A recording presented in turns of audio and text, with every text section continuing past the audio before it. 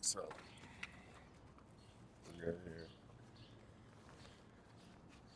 Um,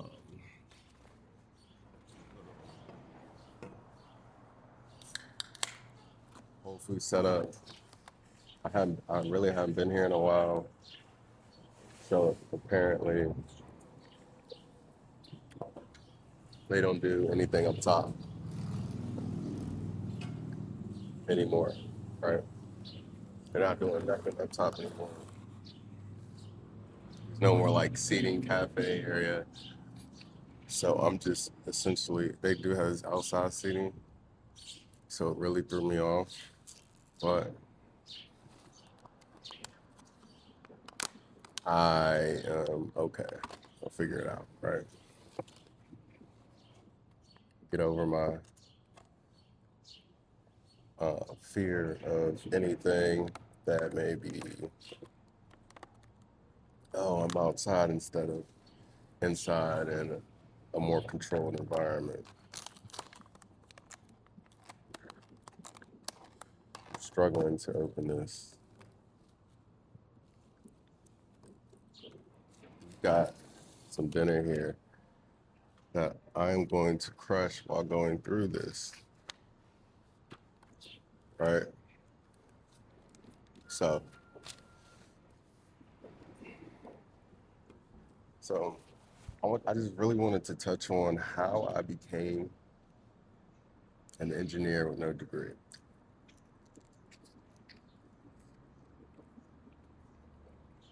I'm gonna take a bite on that one because I know that sounds a little odd, but some I wanted to share and touch on for the simple fact of connecting. All right.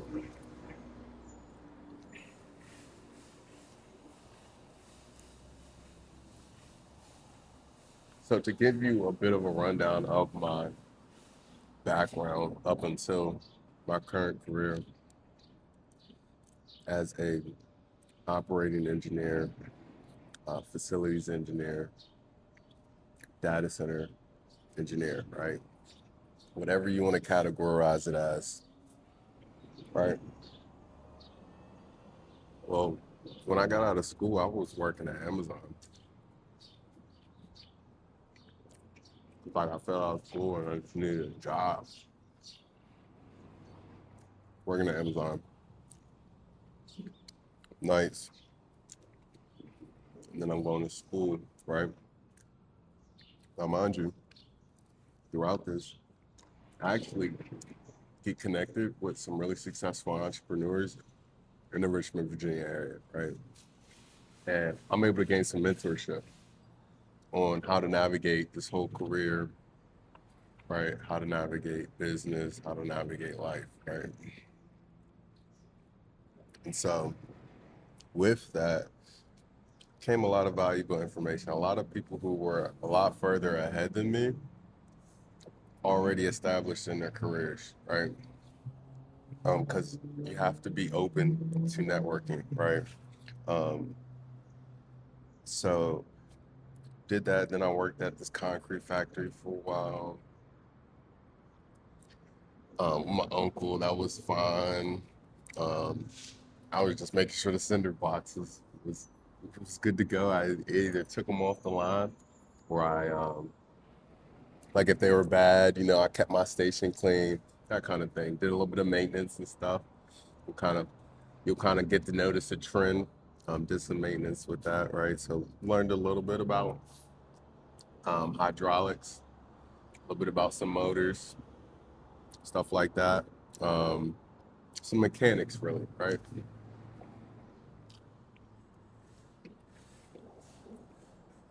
So after that, now I get a reference to go work at a bank, and I'm like, okay, that could be a pretty well established career right there in itself, is working um, in banking, right? Well, found out they're only charging, or Yeah, they're only it was 13 an hour, right? Which is fine when you're 21 and you're just trying to get a career started. But even then, I really wasn't even able to put anything away. Like it just was pretty poor of uh, like a long-term goal. I just didn't see much potential. Then one day, because when you approach everything as if it's a big deal, then you know people notice, right? And so I get called in by the COO to talk about making a position specifically for me. And I was shocked. And it was really because I had completed more transactions than anyone that had been there, even for years, and I was brand new. My referrals, I was back and forth between one other individual and leading referrals, right? And so take note of that, right? Wasn't really sure about the whole banking thing, but got caught up, and that's a defining moment, right? You're gonna notice a few defining moments, thin threads, right? So that stuck with me. This lady took my work ethic into appreciation. She noticed what was being done, and she wanted to create a position for me because she thought I'd be an asset to help expand the business. All right. So then I moved from the bank teller. So long story short, I showed up late one too many times. Like I said, I was 21. I was building a business outside of that at the time, and I was going back and forth to the 757. I had like a lot of things going on in the 757. I was back and forth from Richmond to the 757. I was coming back home 3, 4 in the morning some nights, like um, not even out partying. I wasn't even out partying. God honest truth. So um, I was late one too many times. They told me we're gonna have to let you go. Right? That's how that works. Right? So that lasted probably about 4 months. Mind you, this was in a very small time frame. All of this is happening within a couple of years, right? All right, so now I'm out of a job. But a buddy of mine, we tap into these dumplings. But a buddy of mine started his little construction company. I say little, but it's doing very well now. Started a construction company. And of course, he has some work. It was just him and another guy. So we went to work, right? I'm making like 500 a week under the table, right? Because he wasn't about to file no W-2. He's like trying to figure it out. Not to throw all his business out there. But when you're getting something off the ground, bro, I'm making 500 a week. I'm like, okay, I can do that. And I start to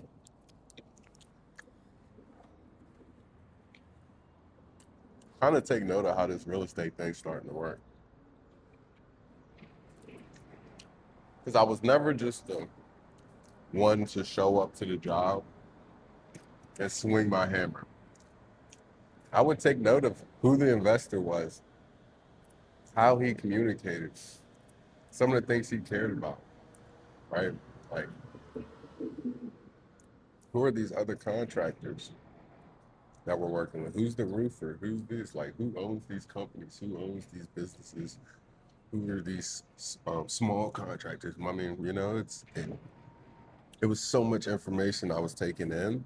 So anytime you're at any job, learn that industry, learn that system, gain an understanding, not just within that one position you're at or whatever it is you wanted to do, right? So,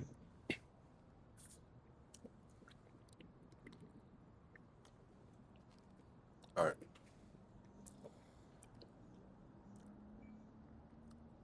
So I'm doing that, probably do that for about a year. And I'm like, yo, I gotta go work back in the office, bro. I gotta get me some health insurance. I didn't have health insurance and stuff. Like I was like, I gotta get me some benefits. So, buddy of mine, Kev, he handled workman comp claims for the state of Virginia. And so they had a position open up. He gave me a referral, crushed the interview, and now we're handling workman comp claims.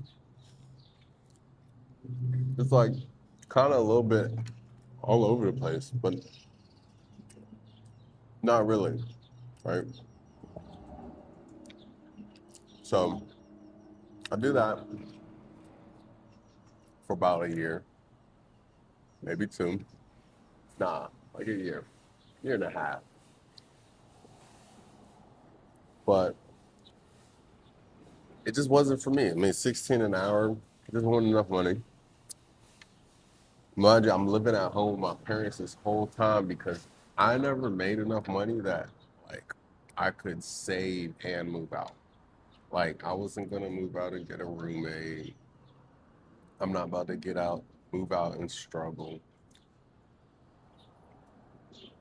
So I'm at home throughout this whole like figuring out my where I'm going in life thing, right?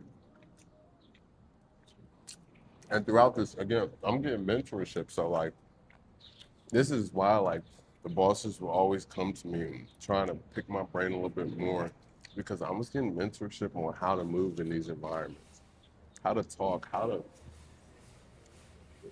not overstep certain boundaries, right? Sometimes being a little too ambitious can ruffle some feathers, right? Like there's things I was just getting coaching on along the way that was very valuable, and the and the fact that I was even getting any looks to begin with, why I was even able to go into so many different industries and crush these interviews.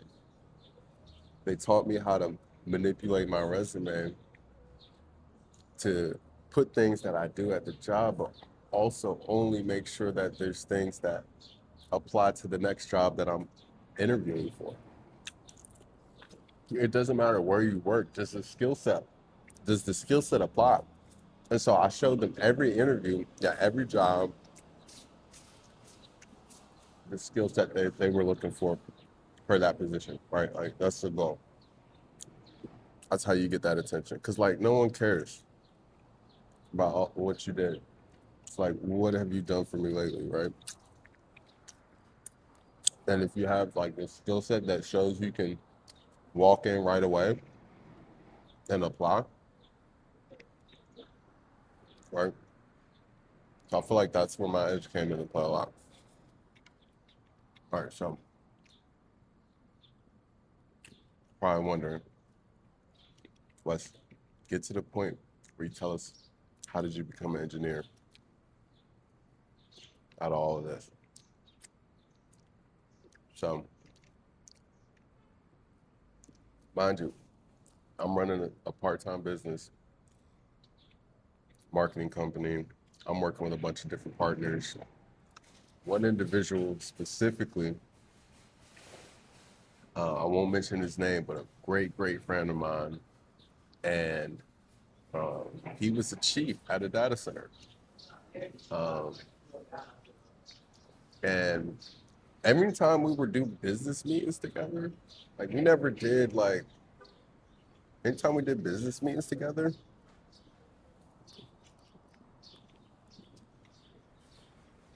like his kids would be there most of the time, not all the time, but enough that I was able to build a relationship with his kids. Like they respected me like with his wife, I always respected his wife, right? Like there was always these relationships that I carried throughout my life that were extremely unintentionally intentional.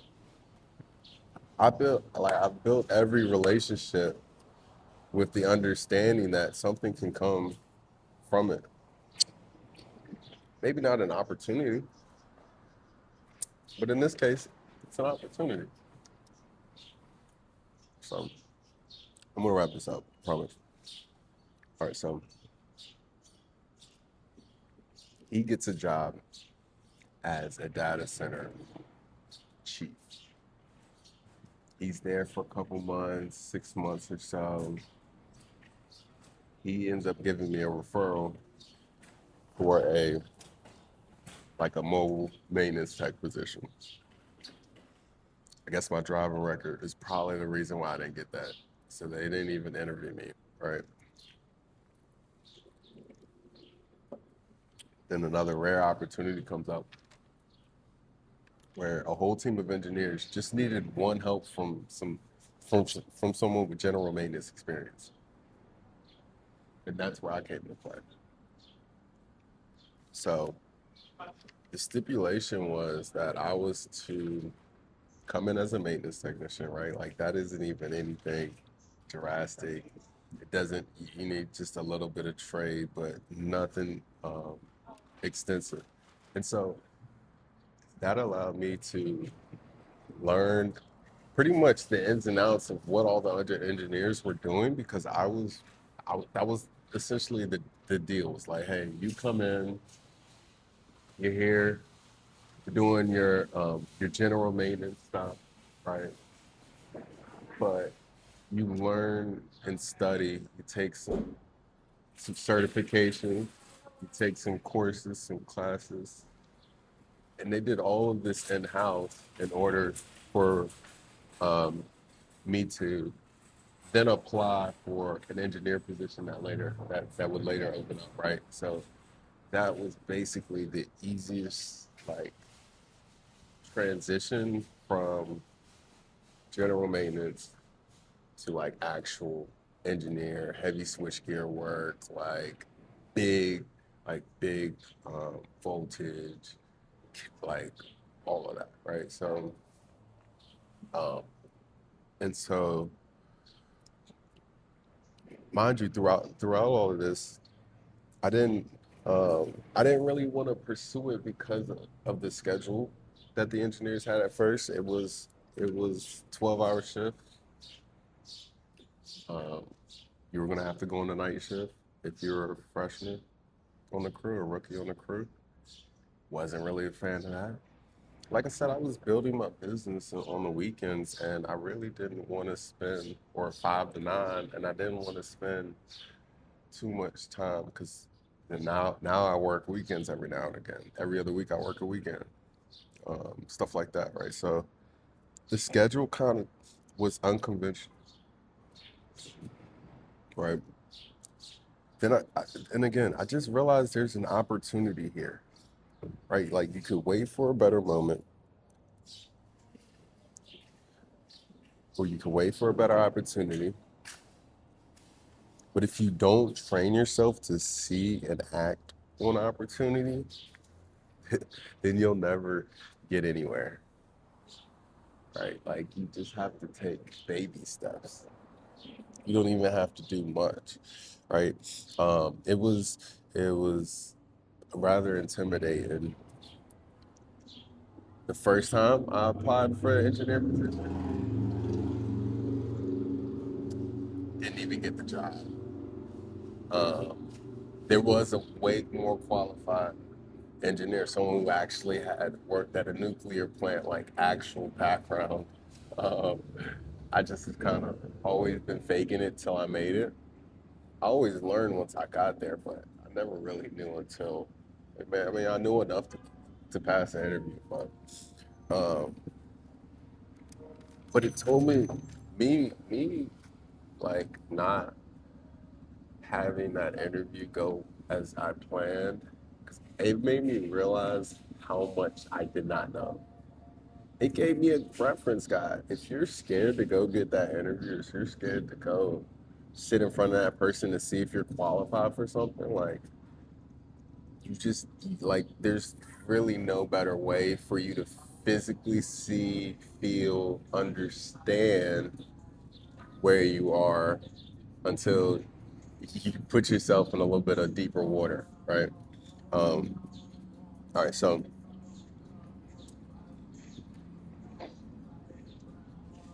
and one of the biggest things that for the first 2 years, so I was a maintenance tech for 2 years before I even applied, right, for an engineer position. But it took me 2 years to realize engineering is an ongoing education process. And I think that's what allowed me to finally figure it out was, okay, I'm not gonna remember everything, but learning where to find the information, number one, I hope it's not too loud.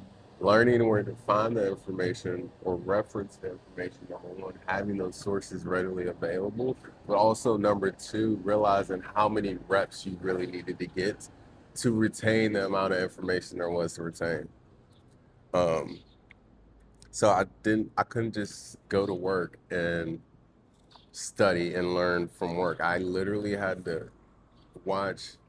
There's a really good YouTube page, Engineering Mindset. I just went through that over and over in my spare time at the house. Right, you have to find times, if, especially if you want to excel in your career. If you're looking to advance, you have to find time outside of your hours clocked in. Right. So any advice? I'm gonna wrap this up with this. Any advice for anyone today just looking to get in any career field? Again, like if you have the opportunity to go to engineering school, do it. I personally didn't. My grades weren't good enough. I didn't realize until it was too late. But it's fine.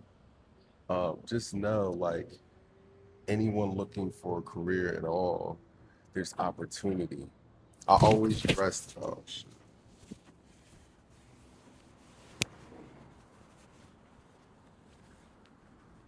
drop my mic. I always dress like this. I always will pull-ups, even at 20, 21 years old. When you're out in public, always look presentable. Get a haircut, guys. Like if you have nice curly hair, if you have some decent hair, like when it's long and you're younger, great. Trim the sides or something though, right? Like, but have a clean cut, point blank. It needs to be clean. I don't care what the cut is, just needs to be clean. It needs to be clean. Like you need to look clean. You can have like again, you can have long hair and look clean.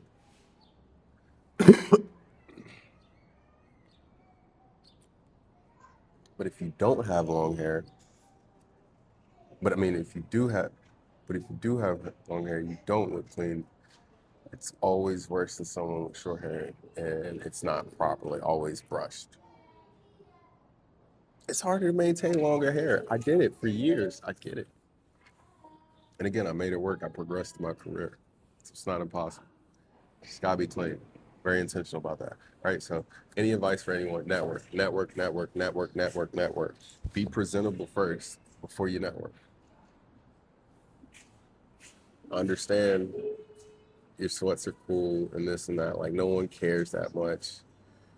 You see the guy already in this career. He's chilling. He's not. It doesn't matter. You need the opportunity. They don't. All right.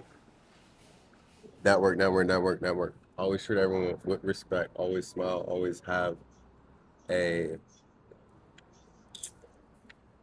class about you. Always have a standard about you. Right. That's contagious. Um, you don't. And again, you don't have to go to the best engineering schools. Even if you do want to get into a school, there's online schools. There's so many like opportunities today, like because everyone has a degree. I don't think it really matters that much where it's from, unless you gather a network from where it's from. Other than that, where it's from doesn't matter about how much you know or whether or not you could crush an interview, right? So self-educate is a booster. That is a uh, battery pack that is a launching pad. Um, Learning how to self-educate yourself throughout anything that you're pursuing is going to be vital. People cannot hold your hand in this life, right? People cannot hold your hand in this life. If you were dropped, if you were dropped in a random city, would you be able to figure out life? Would you be able to build your own life? Right? Self-educate. All right. So, um, my background is diverse, and I think that allowed me to really see what path is for me, right? And the younger you kind of go around, especially if you're looking to work up a little bit, the younger you can move around, the better. Essentially, that's the best way to get a pay raise is always kind of finding more of a lateral. Sometimes you might have to go lateral. Sometimes you could be in the same industry. You just might have to take a position further away, right? Like, be open. Be open to opportunities. That's number one. Don't hone in on one thing that you think you can accomplish. And so I'm just gonna close. I'm gonna close on this. I'm gonna eat my cream cheese Danish in peace. I'm not even gonna let y'all watch me eat that because that's getting smashed. Whole Whole Foods has some of the best Danish cheese, cream cheese specific. So closing with this. Like, no, this wasn't some. I'm sure this wasn't a video that you were expecting. I'm sure you're probably like, Wes, you really kind of didn't help, or whatever. But for anyone that did help for, none of this matters if you don't follow through.